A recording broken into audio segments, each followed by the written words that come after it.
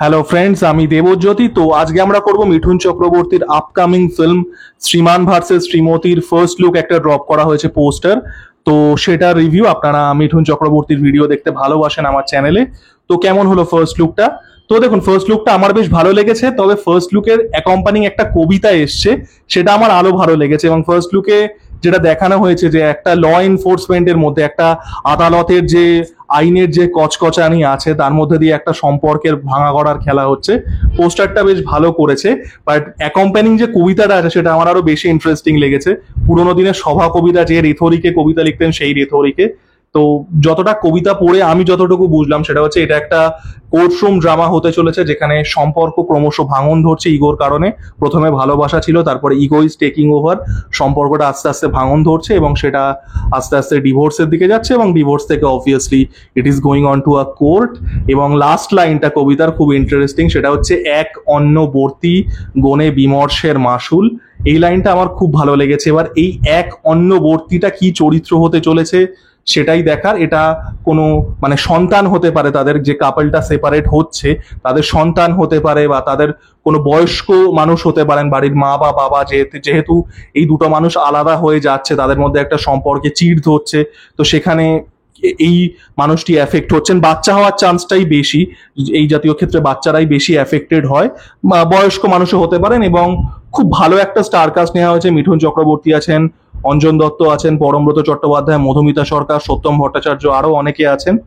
এবার এই জাতীয় সম্পর্ক ভিত্তিক কোর্টরুম ড্রামার যখন আমাদের মাথায় আসে, তখন যে ফার্স্ট সিনেমাটার কথা আছে সেটা obviously Kramer versus Kramer, Meryl Streep আর ইয়ের সিনেমা, আমাদের ডাস্টিন হফম্যানের সিনেমা।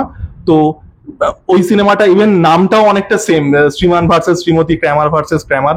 ওটার একটা দেব আনন্দের একটা ভার্সানও আছে, I think Anand versus Anand, এরম কিছু নাম। তো এটা একটা চেনা ফ্রেমওয়ার্ক, ক্র্যামার ভার্সেস ক্র্যামারের, যে একটা সম্পর্ক ভিত্তিক কোর্টরুম ড্রামা, একটা কাস্টোডি ব্যাটল বা একটা সম্পর্ক ভিত্তিক কোর্টরুম ড্রামা। এবার এই যে ক্রিয়েটিভ টিমটি, এই ক্রিয়েটিভ টিমটির পেছনেই কিন্তু, মানে এই শাস্ত্রীর ক্রিয়েটিভ টিমটি কিন্তু এই টিমটির পিছনে, এই শ্রীমান ভার্সেস শ্রীমতীর। এবং শাস্ত্রী সিনেমাটা কিন্তু একটা চেনা গল্প, ঠিক যেরকম এটা একটা চেনা ছক একটা ক্র্যামার ভার্সেস ক্র্যামারের।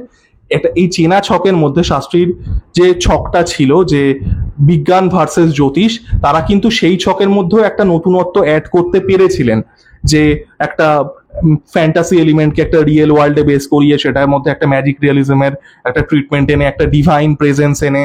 তো তারা কিন্তু একটা চেনা ছকের মধ্যে শাস্ত্রী সিনেমাটাতে একটা লেভেল অফ অরিজিনালিটি কিন্তু আনতে পেরেছিলেন। শাস্ত্রী সিনেমাটা unfortunately it was a victim of circumstances. সিনেমাটার সাথে কিছুটা পলিটিক্স হয়, হল টল পাইনি, বেশি হল থেকে নামিয়ে দেওয়া হয়। আনফর্চুনেট ছিল, সিনেমাটা ভালো ছিল।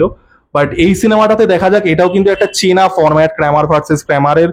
ইভেন ওই সিনেমাটাও আছে, নোয়া বমব্যাক আর স্কারলেট জোহানসনের কি নাম, ম্যারেজ স্টোরি, ওইটাও সিমিলার ফ্রেমওয়ার্কেরই সিনেমা। তো দেখা যাক এই চেনা ফ্রেমওয়ার্কে যেটা শাস্ত্রী করতে পেরেছিল, এই সিনেমাটা নতুনত্ব কিছু অ্যাড করতে পারে কিনা, একটা নতুন ভাবে প্রেজেন্ট করতে পারে কিনা।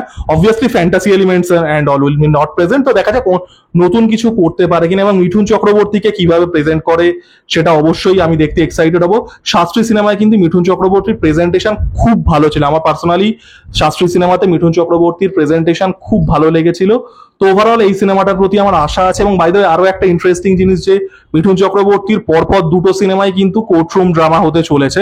সন্তান সিনেমাটা আসছে, যেটা এই ডিসেম্বরে আসবে, যেটা ট্রেলার আমার একটুও ভালো লাগেনি, সেটাও কোর্টরুম ড্রামা হতে চলেছে। এবং শ্রীমান ভার্সেস শ্রীমতী, এটার প্রতি কিন্তু আমি আশা রাখছি।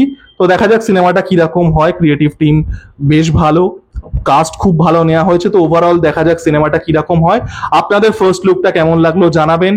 আমার ভিডিওটি লাইক, কমেন্ট, সাবস্ক্রাইব করে পাশে থাকুন। এবং আরো একটি কথা, আমার অন্য যে চ্যানেলটি আছে ওখানে আজ রাত্রিবেলা 9টার সময় চিলড্রেন্স ডে স্পেশাল একটা ভিডিও প্রিমিয়ার হতে চলেছে, তো সেটাও দেখুন। Thank you.